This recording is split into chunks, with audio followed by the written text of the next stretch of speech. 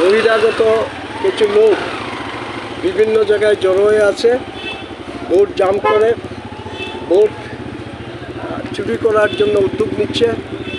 এবং এখানে তো খানিকটা আগে আপনারা প্রত্যক্ষ করলেন কিছু মিসক্রিয়েন্ট অস্বাভাবিক অবস্থায় সেখানে দাঁড়িয়ে বিজেপির প্রচার করছে।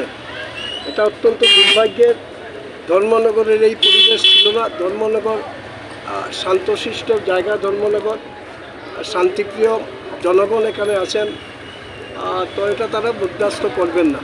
আপনারা যারা সাংবাদিকরা খানিকটা আগে আপনারাও হেনস্থা হয়েছেন। সাংবাদিকরা কি কাজ করবেন না করবেন এটা সাংবাদিকদের নিজস্ব বিষয়বস্তু।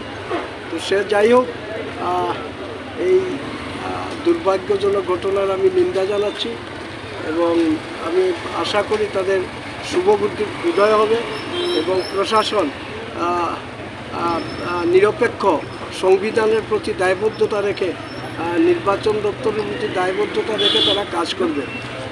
যেমন যেমন বিষয় আসবে ঠিক তেমন তেমন প্রতিরোধ আমরা করে ধর্মনগরের শান্তির জায়গা, শান্তিপ্রিয় মানুষের শান্তির জন্য যা যা করা দরকার আমরা সবটাই করি।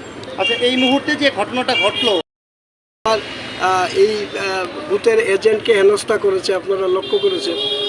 ওখানে ভোট চুরি করতে চাইছে।